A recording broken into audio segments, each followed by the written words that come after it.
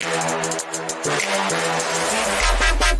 right. Here we go, back again on the other side of the coin.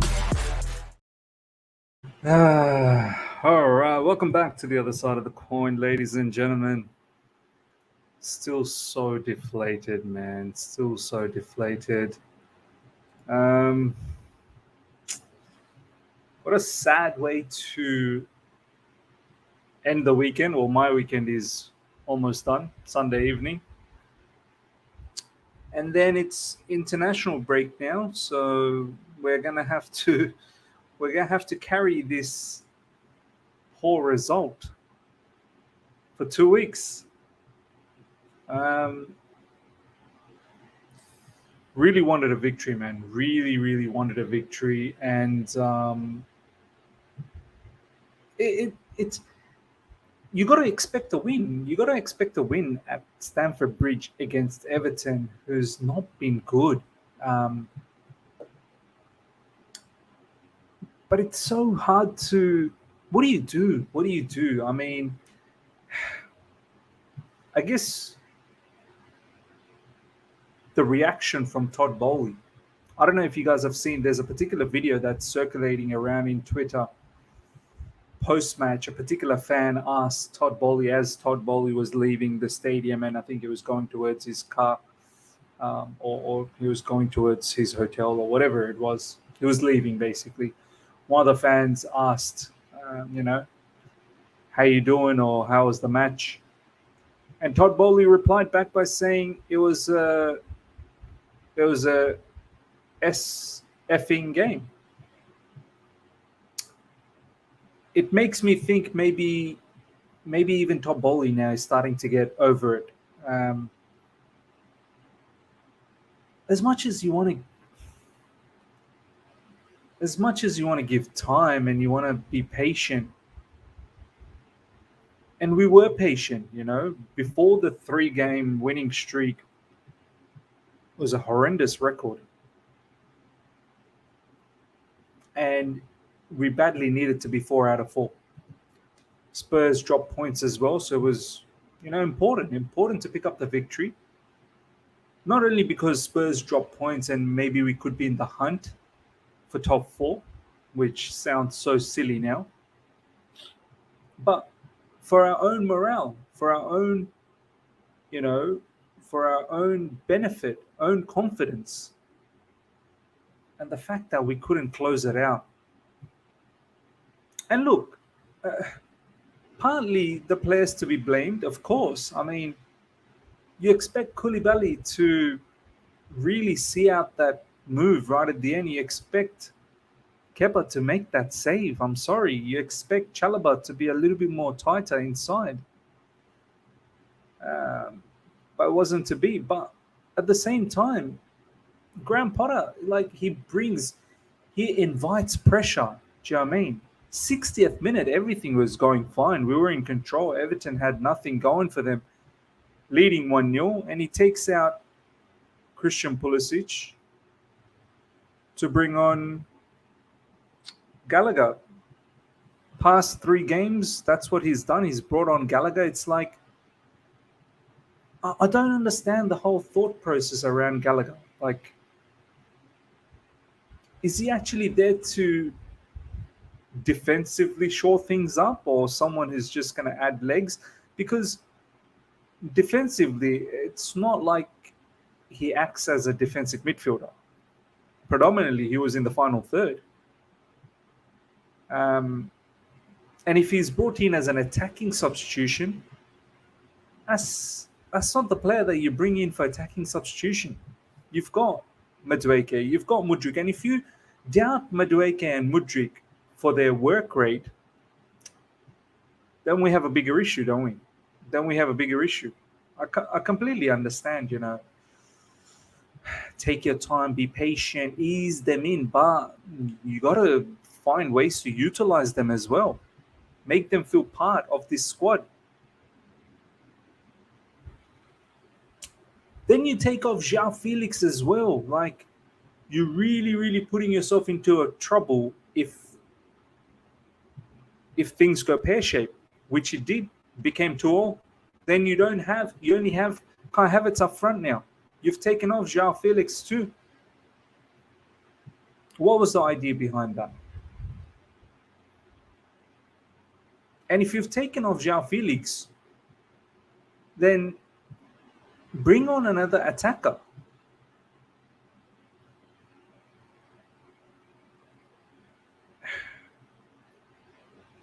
I guess the question is, I mean, long term, like serious conversation, ladies and gentlemen, serious conversation. By the way, Valen, thank you so much for the super chat. I believe our players can beat Madrid, but I have zero confidence Potter can outclass Carlo. He just doesn't have the DNA to be a Chelsea manager. This is exactly what I want to talk about now.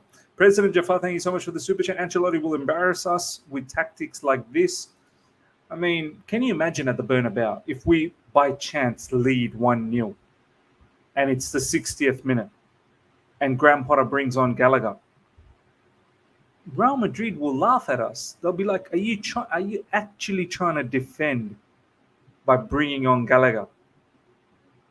They've got too much quality. We couldn't get through even with 3-0 up last season. Modric with outside of the boot assist for Rodrigo. Do you know what I mean? It's and this is exactly what I want to talk about. Over 100 people live right now. Smash the like button, ladies and gentlemen. Let's get those likes up to 100. If you're here for the first time, subscribe, hit the bell notification to stay in touch with all my content.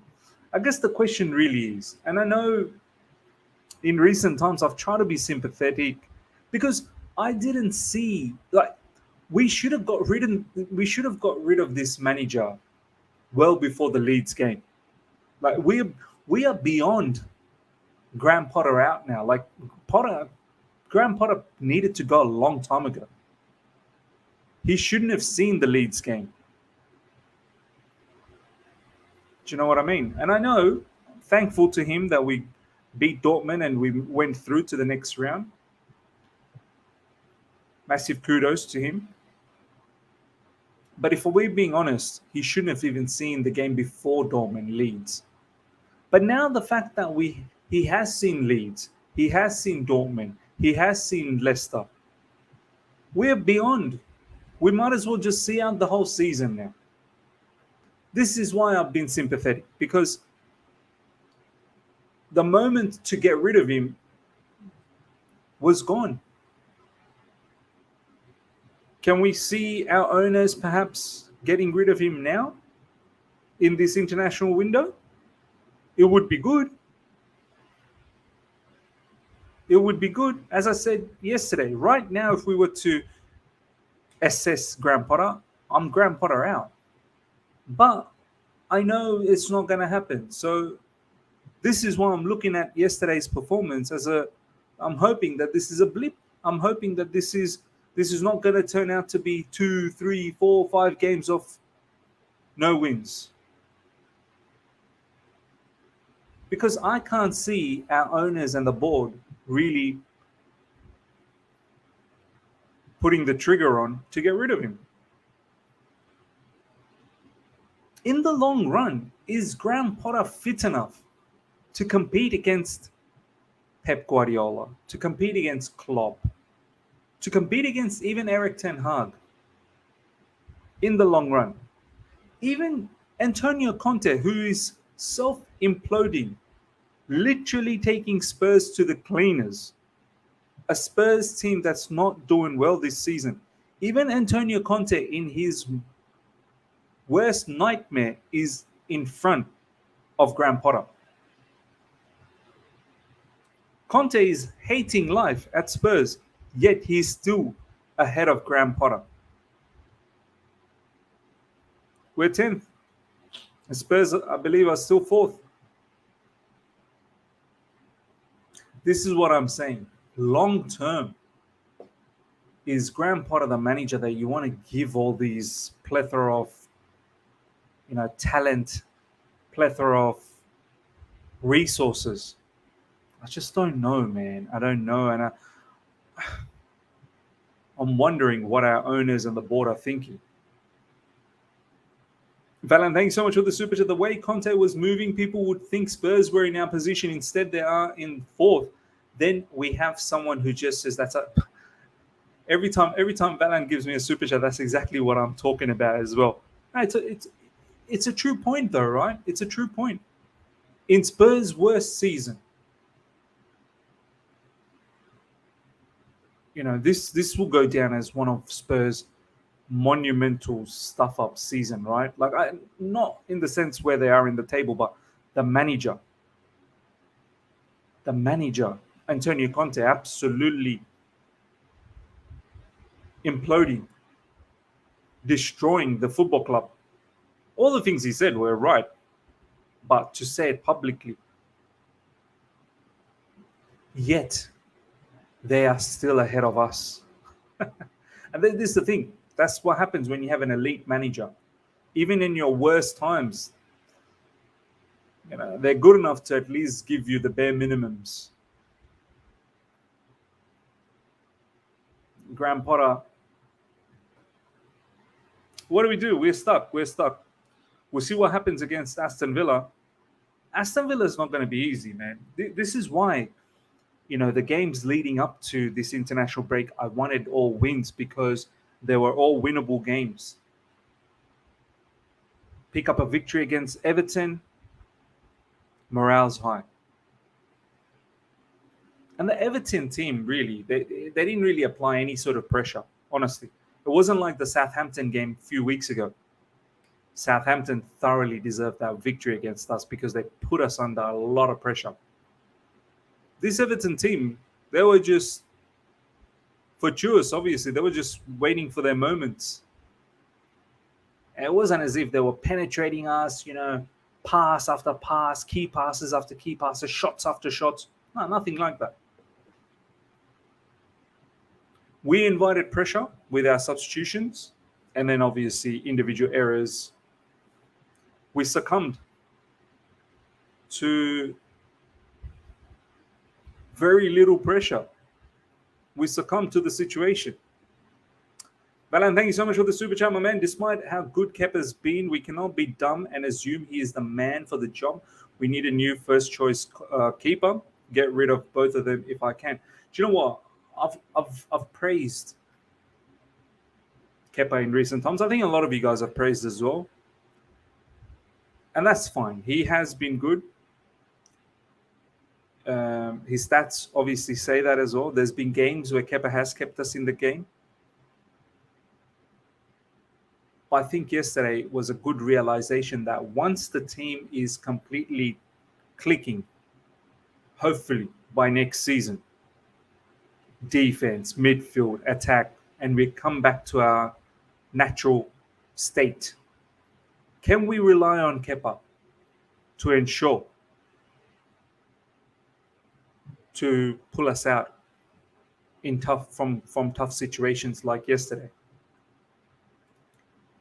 There's massive concerns with Kepa in regards to commanding the box. The man, he does not want to dominate the 6-yard box. He does not want, he just stays rooted in his position.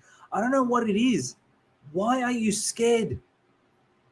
Why are you scared to dominate in your 6-yard box? That's your home. That's your natural habitat. You need to protect that. You need to be a beast in your natural habitat. When others are trying to penetrate that area, you need to defend. But for some reason, he's so timid. In his own box, he's so timid. Why? This has to be he. He's not confident. He's not confident with his skill set. He's scared that he's not good enough for that 6-yard box to dominate. I've never seen Kepa come out and punch the ball or knock someone out and clean some. Honestly, I don't even rate Pickford, but look at Pickford. Pickford in his 6-yard box, man, he'll punch you out. He'll make sure you're in coma. He will knock you out, man. He don't care. And I don't even rate Pickford. We need a keeper, as Matisse's, tweet post-match yesterday, if you guys have missed. We can't compromise in goalkeeping position. We need a full package. Someone who's good enough on the ball, distribution from the back, because we need it for the build-up. And in this day and age, you do need a keeper that's going to be able to look at Ter Stegen in Barcelona, man. Ter Stegen, I kid you not, Ter Stegen could be a central attacking midfielder. Ter Stegen's ball-playing ability is almost as good as a midfielder. And his shot stopping is just as good, and he commands the box. Balan, thank you so much for the super chat. We're really going to depend on Potter when we are financially restricted due to the new stadium development. Kill me. Gonna pray he gets the sack.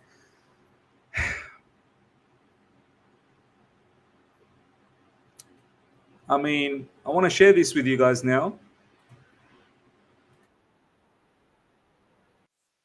Where you guys have this.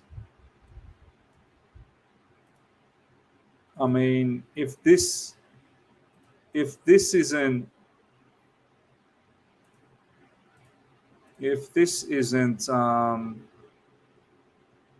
enough for us to sort of say that, come on, owners really need to start understanding. So this is a particular fan asking Todd Boehly what he thought about the match. Shit, fucking Yeah. Big up, Todd. Cheers, Todd. Next week, Todd. Shit, fucking Yeah. Big up, It Todd. was a Cheers, Todd. Next SFing week, game. Todd. Shit, fucking Yeah. Wow. I mean, surely. I mean, we can continue on for the remainder of the season with Graham Potter if we're not looking to get rid of him. I don't know which manager comes in now. I was thinking maybe Luis Enrique would come in. I don't know if we've missed that boat. Maybe best to assess in the summer, but you got to bring someone in quick. It would have been wise to bring someone in now so they have the remainder of the season, build some sort of relationship with the players. But the players, they seem like they really want Graham Potter as well. It's strange. All these players, they seem to really, really like Graham Potter.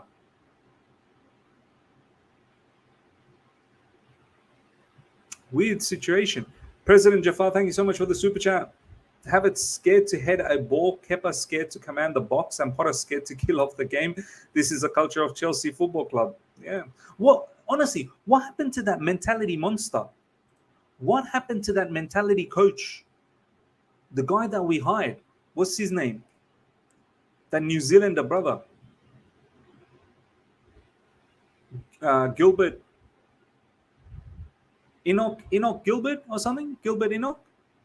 What happened to that mentality coach? Where is he? Why are we still fragile? Why is our mentality still weak? Why can't we shut up shop?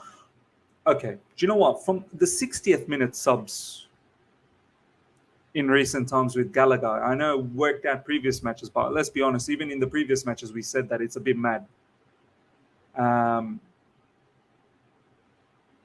Even yesterday, 60th minute to bring in Gallagher was always mad. But from the 80th minute onwards, when we got the second goal, I fully expect Chelsea Football Club 10 minutes plus added time to shut up shop and see the match out. Where is my mentality monster? Where is that mentality coach? Isn't he meant to be making sure we are strong here? Why are we closing up the shop? All these clean sheets that we got previously, why are we closing up the shop? 10 minutes plus stoppage time. I expect us to do better. Digital Film Reviews, thank you so much for the super chat. I can't put this on Potter. It should have been a win, but KK is abysmal. He makes that tackle and no one complains. No, you're right. Individual mistakes are huge. No doubts about that. Kepa as well. But I feel like the subs did bring pressure on. It gave a negative point of view. I personally feel, I think a lot of people feel like that as well. Murid, thank you so much for the super chat. Just like all fan bases, we are being overly reactionary. Not this again. Why have we stopped ignoring the notion of patience completely? Progression isn't linear. Reactionary, my brother Mudid. I respect the fact you've provided the super chat. I respect your comment. But this word reactionary, I think we need to be careful when we're using this word reaction. You really think now we are being reactionary? You really think now we're being reactionary? Do you not see what we've had to go through? This is what I mean, man. This isn't just about the last 4 games. Don't forget the absolute crap showing that we had prior to that. Don't forget 2 out of 17. Do you guys remember? Wasn't it 2 out of 16, 2 out of 17, something mad like that? Let's not forget that. Like, there is a history. All of a sudden, everyone's just looking at last 4 games, 3 wins and a draw. This is nowhere near reactionary. Every fan has a right to react the way they're reacting. This is why I'm not having a go at anyone. I feel the people that are genuinely wanting Potter gone today, I understand them, man. I get it. They've been patient. We've all been patient.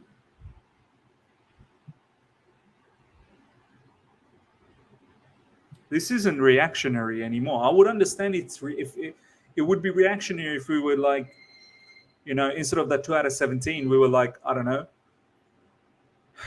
8 out of 17.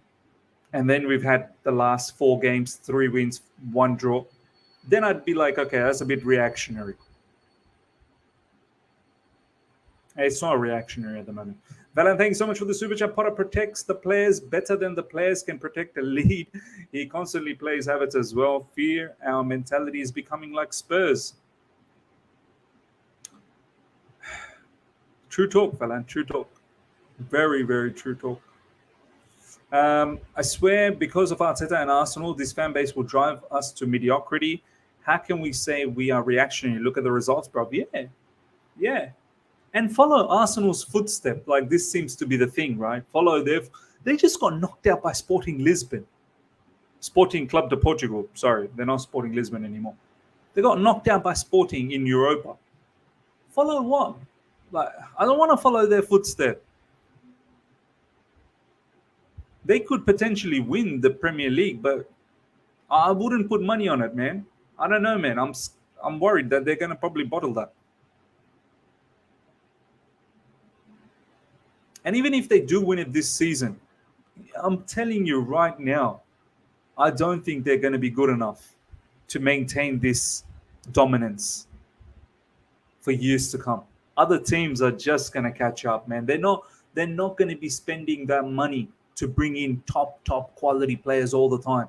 In order to maintain the top level, you need top quality players. Arteta cannot be weaving the magic the way he did this season again and again and again with players like Trossard. No disrespect, Trossard, Jorginho. Like, these are not their first choice players. They wanted Caicedo. They wanted Mudryk. If they keep missing out on their first choice, I'm telling you, they will not be able to maintain this dominance.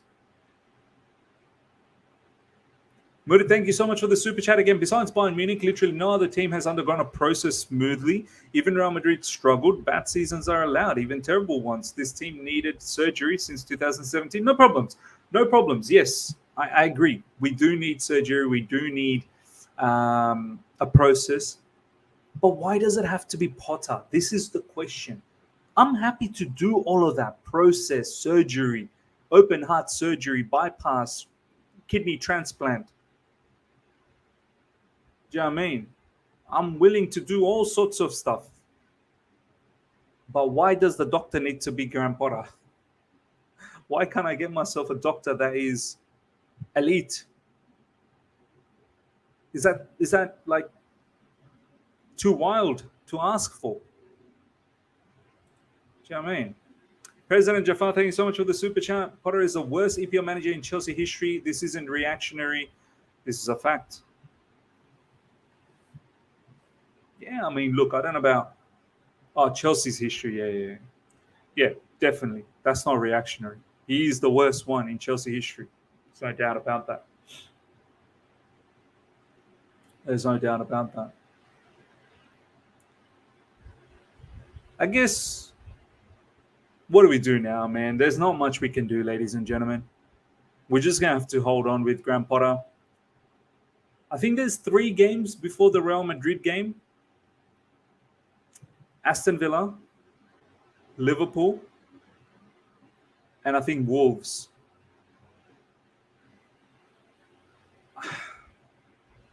Aston Villa, Liverpool, Wolves.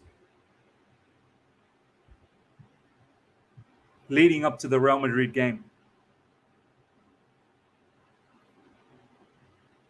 At the Bernabeu. I mean, I'm going to throw it to you guys before I give my opinion on it. Over 250 people live right now. Smash the like button, number 1. Let's get those likes up to 100 immediately. 45 likes to get to 100. Let's get there. And if you're here for the first time, subscribe. Hit the bell notification as well. Subscribe to my second channel. The link is in the description. Latest video dropped. I talked about Antonio Conte's mad press conference. Aston Villa, Liverpool, Wolves. Before Madrid. Before Real Madrid at the Bernabeu. I want to ask you guys, what is the expectation?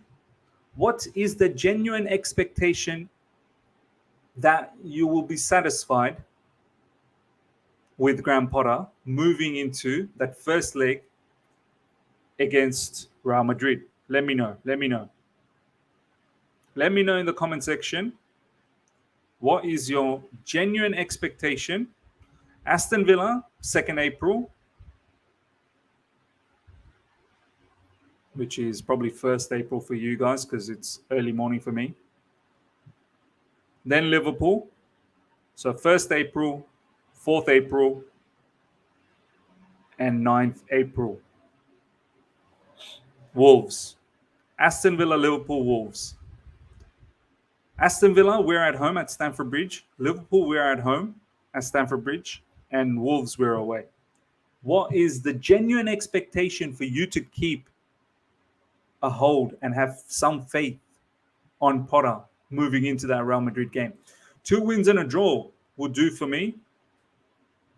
Yeah, I think that's probably right. Win against Aston Villa, win against Wolves, draw against Liverpool. I think we should be looking to beat this Liverpool team, but expectations are positive, but being realistic, we will lose all 3 of those matches. If we lose all 3 of those matches, I think that's lights out, isn't it? Draw, lose, win. Not good enough, man. Not good enough. Villa loss, Pool loss, Wolves draw. That's sacking. That should be a sack. Because why do you need coaches who were made elites by other teams? They become elites because those teams trusted them. Barcelona trusted Guardiola when he was 0. I love when people comment like that. Barcelona trusted Guardiola. My man, not everyone turns out to be like Guardiola. I love when I see comment like this. Barcelona trusted Guardiola, so you should trust Potter because he could turn into Guardiola. Because everyone turns into Guardiola. Brother, Guardiola is a one-off. Guardiola is an anomaly. Frank Lampard has been trusted as well. He didn't turn out to be Guardiola. A lot of people said he was going to be the next big thing. Guardiola is an anomaly. It shouldn't be the standard. You can't be looking at things like that. You really cannot be looking at things like that. We are comparing Potter to Guardiola now. Last month it was Arteta. Triangle theories don't work. It's mad. It's mad. But yeah, ladies and gentlemen, we're going to slowly wrap things up. But yeah, from what I've seen in the comment section with you guys, in regards to what the expectation is. I don't think that's good enough moving into the Real Madrid game. We already got 3 wins, 1 draw as 30% manager. The next 6 games is a draw or a L. Yeah.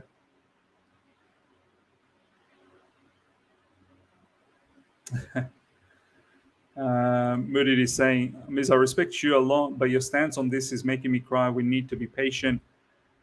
Mistakes happen and points get dropped.